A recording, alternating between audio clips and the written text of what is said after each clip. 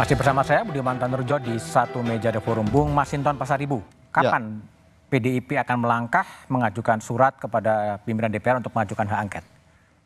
Ya tentu nanti tanggal 5 DPR akan masuk. Nah kalau saya membaca dari pernyataan Prof. Todung kemarin itu di Kompas juga, itu bahwa beliau mengutip dari pernyataan Bu Mega bahwa beliau firm akan mengajukan hak angket. Nah tentu saya sebagai anggota DPR RI yang juga menyuarakan nih, hak angket ini jauh hari, jauh sebelum pemilu Pak Budiman. Nah tentu ini politik kita harus mencari esensi yang hakiki, kebenaran yang hakiki dalam konteks demokrasi ini Pak. Ini nggak bisa lagi kita biarkan, dan saya khawatir benar tadi kalau kemudian segala sesuatu politik itu kemudian ditransaksikan dalam bentuk dagang sapi tadi. Yang kasihan nih demokrasi, yang kasihan nih rakyat. Kita nggak bisa Pak, kelangsungan bangsa kita, kalau ini dibiarkan terus-menerus, kita nggak tahu ini kita kapan akan bubar nih republik ini. Dan ini bagi saya, ini ada hal yang mendasar yang harus kita luruskan dalam konteks angket ini. Kita nggak ada itu persoalan waktu, kita tidak ada urusan persoalan biaya, tapi kita harus mencari kebenaran tentang kebenaran yang hakiki dan hal yang esensi tentang demokrasi ini. Kita nggak bisa mengukur demokrasi ini pelaksanaannya dari mulai hulu terus kemudian pada pelaksanaan hingga ke hilirnya, ini mendatangkan sebuah masalah. Dan proses demokrasi melalui pemilu ini kemudian ini selalu melahirkan kepemimpinan yang legitimasinya dipertanyakan oleh rakyat. Maka kita perlu mengurai ini, mengurai hari ini Pak Budiman. Ini penting buat perjalanan bangsa kita ke depan. Kita nggak boleh demokrasi ini dinodai dengan cara-cara begini, dan kemudian ya kita tidak pernah membiasakan yang benar. Kita selalu membenarkan yang biasa, yang lazim pamak. Kalau nanti dibuat begini ya udah kita transaksikan dalam konteks kepentingan elit politik. Terus kemudian demokrasi itu mengabaikan suara rakyat, mengabaikan kehendak rakyat. Ini kan bahaya Pak. Nah maka bagi saya angket ini menjadi sangat penting untuk mengurai seluruh proses pelaksanaan demokrasi kita dalam sejak putusan MK sampai pada pelaksanaan pemilu. Baik, Bung Romi. Jadi P3 ini kan diganggu juga kan, Bung Sandi mengatakan terhormat kalau masuk kabinet. Ini menggembosi. Oh, itu kan pernyataan pribadi Pak Sandi. Dan itu sudah ditegaskan di video itu sendiri. Tetapi yang ingin saya sampaikan, hari Sabtu lalu para ketua-ketua umum Paslon 03 ini berkumpul dan melaksanakan rapat dipimpin langsung oleh Ibu Megawati, dan hasilnya adalah ketika saya mendapat informasi langsung dari ketum kami kemarin bahwa partai-partai Paslon 03 solid untuk melanjutkan hak angket ini sampai pada tanggal 5 Maret nanti sidang DPR dimulai. Jadi tidak ada maju mundur, maju terus. Maju terus. Dan yang kedua, kita tahu persis angket ini kan pada dasarnya penyelidikan. Semua kemungkaran kalau saya bilang, atau penyimpangan-penyimpangan yang muncul dan berseliweran di media sosial selama proses pemilu ini berlangsung dari tahapan pertama pencalonan sampai dengan coblosan bahkan penghitungan suara yang merupakan anomali atau merupakan anak-anak haram demokrasi diungkap di angket itu nanti, sehingga tidak perlu ada alergi. Karena justru ketika semua menerima seperti Pansus Senturi dulu, Partai Demokrat dengan besar hati menerima, dan itu akan terungkap semuanya. Apakah ada penyimpangan atau tidak, bahwa kemudian itu dilanjutkan atau tidak, itu step berikutnya di paripurna nanti akan putuskan. Kemudian yang ketiga, yang saya katakan meluruskan apa yang disampaikan Mas Kodari, betul bahwa yang bilang 490 triliun itu semuanya dipakai untuk pemenangan siapa, memang betul. Dari dulu juga selalu bahwa yang namanya social safety net itu ada subsidi energi, ada subsidi non-energi dan lain sebagainya. Tetapi bahwa politisasi itu dilakukan, ya. Kenapa? Karena disampaikan lagi oleh petinggi-petinggi Ketua umumnya Mas Yandri ini menyampaikan secara terbuka, Ketua umumnya Mas Aceh menyampaikan secara terbuka, dari siapa? Tolong dong direkam, terima kasih Pak Jokowi, begitu. Jadi ini kan hal-hal yang membangun efek asosiatif dan itu tidak bisa dibantah. Kenapa? Karena memang anaknya Pak Jokowi ada di situ. Sehingga kalau itu betul-betul merupakan upaya politisasi, apakah ini dibenarkan dalam undang-undang? Itu semuanya akan diungkap. Dan MK, Bawaslu, KPU, semua penyelenggara, bahkan presiden sekalipun, kalau perlu dipanggil oleh panitia angket ini untuk kemudian sampai pada pengungkapan yang sesungguhnya terjadi di pemilu ini dan kemudian menewaskan banyak incumbent. Mungkin nanti Mas Yandri ini akan banyak punya kawan baru, Mas Aceh ini punya banyak kawan baru yang wajahnya semuanya kinclong-kinclong karena pemilu berbasis uang terbesar yang dilakukan. Bung Hermawi Taslim. Ya, jadi saya pendek saja. Kalau sejak Pak Ganjar mencetuskan ide angket itu, kami sudah sampai kepada hal teknis. Yang dikatakan Pak Umam tadi itu bagian dari upaya kita. Hanya yang kita hitung begini kan, kalau kita sudah daftar, kita berapa, 100 berapa, 150 sekian, itu nanti pasti mentok di paripurna. Kalau teman-teman PDIP tidak ikut, maka kita terus mendorong, terus bersama-sama, mudah-mudahan sebelum tanggal 5 ada rapat bersama dan di situ kita akan wujudkan semua. Jadi angket ini adalah sarana untuk pertama mengkanalisasi supaya nggak banyak. Tiap hari kita capek juga aksi-aksi di luar ini. Dan ujungnya kan kita juga yang repot. Yang kedua, angket ini ingin seperti kata Mas Romi tadi, kita ingin membuka semua seterang-terangnya sebagai bagian dari pembelajaran kepada orang-orang muda, sebagai bagian dari pembuktian kepada dunia internasional, pemilu kami ini loh bagus, bersih. Ada macam-macam kami angketkan dan hasilnya demikian. Saya kira begitu aja. Oke, Mas Andri? Ya, saya begini Mas Budiman. Jadi memang setiap peristiwa demokrasi atau kontestasi itu pasti ada kurang dan lebihnya. Ya. Kesempurnaan itu hanya milik Allah Subhanahu Wa Taala. Maka evaluasi ya penting.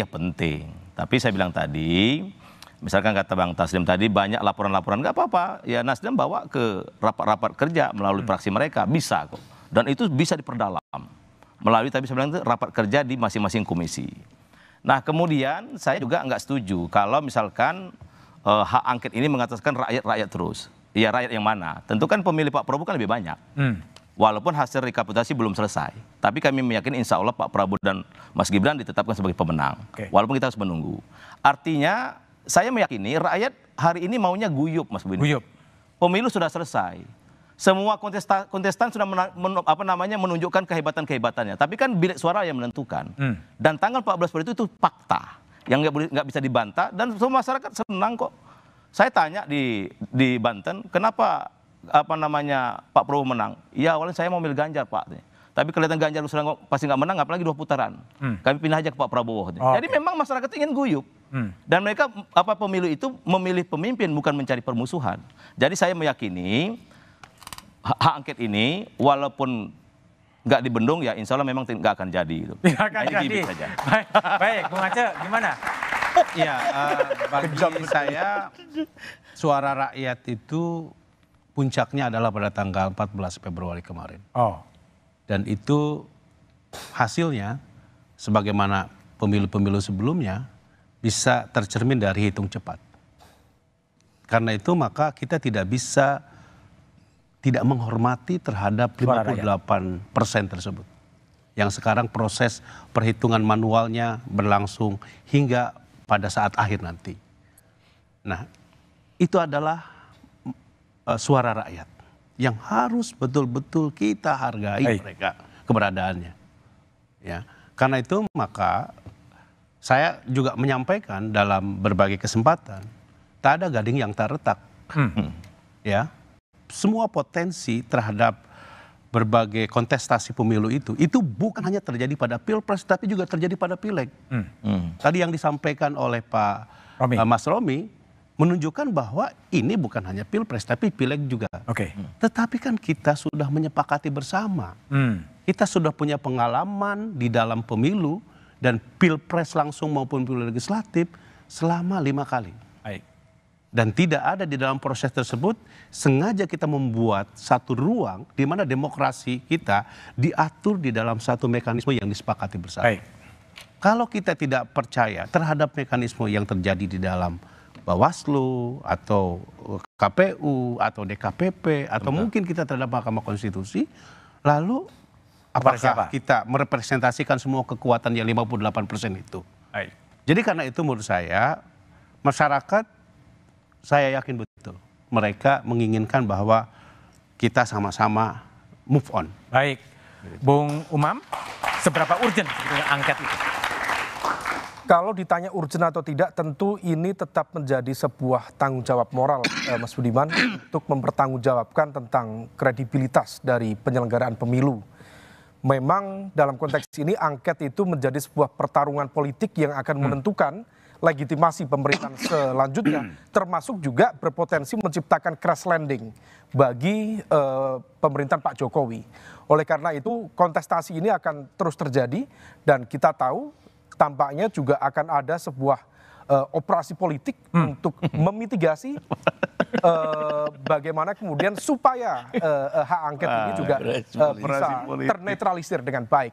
Tapi tentu harapan kita menjadi berharap betul-betul kalau misal kemudian kekuatan politik di Senayan ingin melakukan itu, lakukan saja. Kita juga ingin melihat bagaimana perkembangannya. Karena bagaimanapun juga catatan tentang kemunduran demokrasi di Indonesia sudah terjadi sejak beberapa tahun yang lalu dan itu sudah jamak diketahui.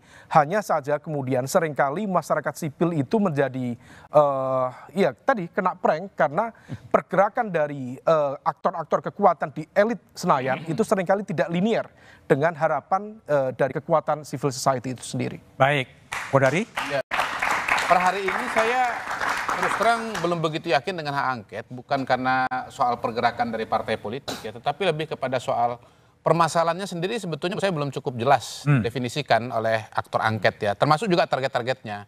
Ini kan aktornya banyak, kalau yang diidentifikasi beda, targetnya juga beda, nanti dia akan melemah dengan sendiri. Misalnya dari yang paling depan bicara soal hak angket ya, Bang Masinton, beliau mengatakan tadi di depan ya, ini MK bermasalah. MK saya yakin bukan subjeknya hak angket. Ya.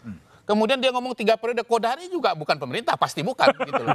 Loh iya, gitu. Jadi menurut aktor yang paling utama saja ini belum jelas, gimana dengan aktor-aktor yang lain. Jadi saya kira kita harus menunggulah sampai ada definisi yang jelas mengenai apa yang mau diangketkan dan apa target dari angket itu. Baru kita bisa mengatakan ini ada prospek atau tidak ada prospek. Saya kira begitu kesimpulannya. Bung Ikrar, jadi target angket ini siapa kalau menurut Anda? Ya, kalau buat saya ya targetnya ya yang menjadi penanggung jawab pelaksanaan pemilu itu sendiri. Dan yang penanggung jawab utama dari pelaksanaan pemilu adalah presiden. Oh salah, ya. KPU dong. KPU itu adalah pelaksana pemilu. KPU dong, Pak. Tapi penanggung jawab utama pasti DPR, Pak. Undang-undang mengatakan DPR dan pemerintah, Pak. DPR, Pak. Kembali ke DPR. dulu. Ya, dan kenapa demikian? Karena saya katakan tadi bahwa aktor di dalam pemilihan umum 2024 ini bukan cuma partai-partai politik, bukan cuma caleg atau kemudian capres dan cawapres, tapi ada aktor lain di situ yang kemudian kekuatannya begitu dahsyat ya, termasuk juga yang tadi Anda katakan misalnya menggunakan bagaimana menyandera orang dan sebagainya dan juga bagaimana menawarkan orang untuk misalnya beralih posisi dan sebagainya. Dan saya tidak ingin ya pemilu ini mengulangi juga pemilu 2019 di mana ada yang menang ada yang kalah, tapi kemudian terjadilah gabungan pemerintahan yang tidak ada oposisi di situ. Kenapa demikian? Karena kita tahu ya, ketika politik akomodasi itu benar-benar begitu kuat dijalankan oleh presiden dan kemudian hampir semua kekuatan politik masuk ke dalam kabinet, itu demokrasi kita akan pincang. Kenapa pincang? Karena tidak akan ada orang yang akan menjadi mengecek apa yang dilakukan oleh presiden. Tidak ada orang yang juga yang menjadi pengimbang dari kekuatan presiden ya. Jadi apa yang dikatakan oleh presiden kan diayakan aja. Mungkin terjadi angket sekarang? Kenapa? Mungkin terjadi angket? Kalau menurut saya mungkin ya. Saya masih percaya bahwa ini akan mungkin. Walaupun saya belum percaya apakah ini akan lanjut setelah 20 Oktober 2024 ini ya, karena biar bagaimanapun memang tawar-menawar atau politik dagang sapi itu sudah berlangsung bahkan sebelum pemilu ini berlangsung begitu. Jadi saya berharap bahwa harus ada oposisi yang kuat ya, supaya pemerintahan ini benar-benar berjalan dengan baik. Baik, makasih Mas Ikrar, Bung Masinton, Bung Romi, Hermawi, Bung Yandri, Bang Aceh, Umam, dan Kodari.